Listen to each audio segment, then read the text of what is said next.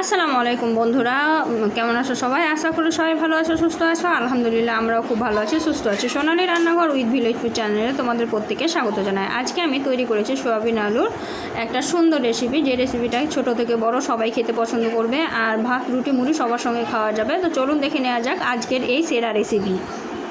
তো আলু সোয়াবিনের এই রেসিপিটা তৈরি করার জন্য আগে আমি সোয়াবিনটা ভিজিয়ে রেখেছিলাম, আর এখন আমি ভেজে নেব। তার জন্য কড়াইয়ে চাপিয়ে দিয়েছি, কড়াইয়ে দিয়ে দিলাম পরিমাণ মতো সরষের তেল।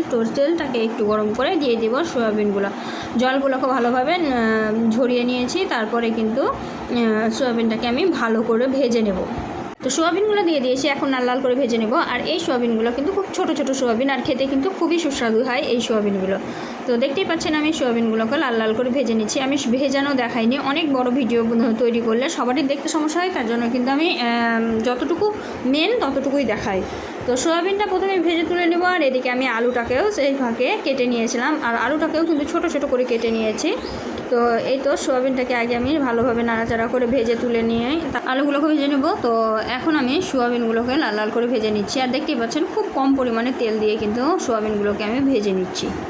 তো এদিকে আমার সোয়াবিনগুলো কিন্তু সুন্দরভাবে ভাজা হয়ে গেছে, কালারটা দেখলেই কিন্তু বুঝতে পারবেন যে এগুলো সুন্দরভাবে ভাজা হয়ে গেছে। এখন আমি সোয়াবিনগুলোকে নামিয়ে নেব। তো একটা থালার মধ্যে আমি সোয়াবিনগুলোকে নামিয়ে নিলাম। তারপরে ওই কড়াইয়ে আমি আবারও পরিমাণ মতো দিয়ে দিলাম সর্ষের তেল। সর্ষের তেল দিয়ে আমি আলুগুলোকে দেখুন কেটে ধুয়ে পরিষ্কার করে রেখেছিলাম। এখন আলুগুলোকে দিয়ে আমি আলুগুলোকে একটু লাল লাল করে ভেজে নেব।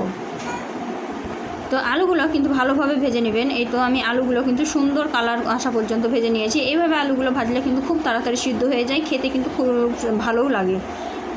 তো দেখতেই পাচ্ছেন আলুগুলো কিন্তু সুন্দরভাবে ভাজা হয়ে গেছে, আর আমি কিন্তু প্রত্যেকটা আলু ভালোভাবে তেল ঝরিয়ে তুলে নিচ্ছি। তো তেলটাকে ভালোভাবে ঝরিয়ে নিয়ে তুলে নিয়েছি। আর এদিকে কড়াইয়ে আমি এখন দিয়ে দিলাম জিরার ফোড়ন, আর দিয়ে দিলাম পেঁয়াজ আর টমেটো। পেঁয়াজ টমেটো একসঙ্গে দিয়ে দিলাম, কারণ পেঁয়াজ আর টমেটো একসঙ্গেই তাহলে গলে যাবে। তো দিয়েই আমি একটু নাড়াচাড়া করে দিচ্ছি। দেখুন পেঁয়াজ আর টমেটোটা যাতে সুন্দরভাবে সিদ্ধ হয়ে যায়, তার জন্য প্রথমেই আমি লবণটা দিয়ে দিলাম। লবণের স্বাদ অনুযায়ী আমি লবণটা দিয়ে দিয়েছি, দেখতেই পেলেন। তো এখন আমি পেঁয়াজটাকে আর টমেটোটাকে লবণের সঙ্গে ভালোভাবে মিশিয়ে নিচ্ছি, তাতে করে কিন্তু পেঁয়াজটা আর টমেটোটা সুন্দরভাবে নরম হয়ে যাবে। তো নরম করে নিয়ে তারপরে আমি আপনাদেরকে দেখাচ্ছি যে কতটা নরম হয়েছে। তো এটা দেখতেই পাচ্ছেন পেঁয়াজ আর এই নরম হয়ে গেছে। আর এই পর্যায়ে কিন্তু আদা রসুন আর পেঁয়াজের একটু পেস্ট করা ছিল, তো সেটাই আমি দিয়ে দিলাম। যেহেতু পাতলা ছিল, তাই আমি চামচে করে তুলে দিইনি, একদমই ঢেলে দিয়েছি কড়াইয়ের মধ্যে। তো এই তো আমি ভালোভাবে কষিয়ে নিয়েছি, পেঁয়াজ আদা রসুনের পেস্ট সব একসঙ্গে কষিয়ে নিয়েছি, আর এটা কিন্তু অনেকটাই কালার চেঞ্জ করে দিয়েছি। এখন আমি দিয়ে দিলাম মশলাগুলো অ্যাড দিয়ে ভালোভাবে মিক্সড করে নিলাম। যেহেতু আমি এখানে আর জল বা তেল কিছুই ব্যবহার করব না, তার জন্য কিন্তু আমি একটা একটা করে মশলা দিয়ে মিশিয়ে নেব, নাহলে কিন্তু তলায় লেগে যেতে পারে। তো এই তো আমি ভালোভাবে হলুদটাকে মিক্সড করে নিলাম, দেখতেই পাচ্ছেন ভালোভাবে মিক্সড করে নিয়েছি। এখন আমি এখানে দিয়ে দেবো কাশ্মীরি লঙ্কা গুঁড়ো।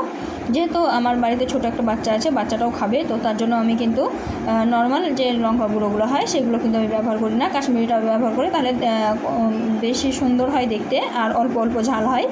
যাদের বেশি ঝাল করার প্রয়োজন হয় তারা কিন্তু কাঁচা লঙ্কায় কাজ চালিয়ে নেয়, তার জন্য কিন্তু আমি খুব বেশি ঝাল তরকারি করি না, আর আমার হাজব্যান্ডও খুব ঝাল পছন্দ করে না। তো এখানে আমি অল্প পরিমাণে দিয়ে দিলাম জিরা ধনিয়া পাউডার। এই তো দিয়ে আবারও আমি কষিয়ে নেব।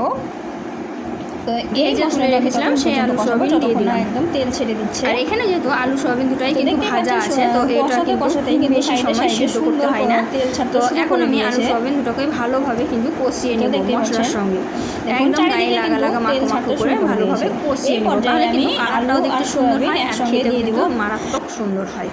তো একবার হলেও এইভাবে সোয়াবিন আলু তরকারি বানিয়ে দেখবেন, খেতে কিন্তু দুর্দান্ত লাগে।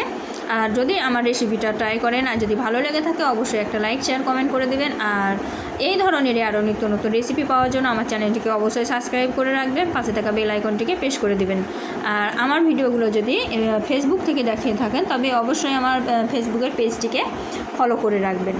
তো এই তো আমি সুন্দরভাবে কষিয়ে নিলাম, দেখুন একদম সুন্দরভাবে কষানো হয়ে গেছে। আর এখন আমি এর মধ্যে অ্যাড করে দেবো গরম জল। গরম জল দিলে কিন্তু তরকারির আলাদাই একটা স্বাদ আসে, আর তরকারিটা কিন্তু খুব তাড়াতাড়ি সিদ্ধ হয়ে যায়, খুব তাড়াতাড়ি হয়ে যায়।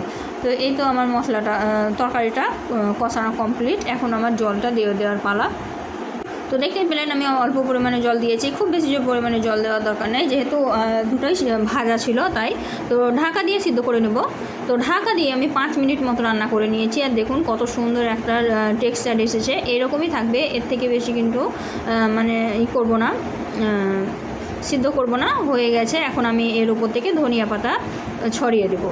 ধনিয়া পাতা দিলে সব জিনিসেরই স্বাদটা অনেকটাই পরিবর্তন হয়ে যায়। আমাকে তো খুবই ভালো লাগে ধনিয়া পাতা দিয়ে যে কোনো রেসিপিতে হোক ধনিয়া পাতা দিলে খুব ভালো লাগে।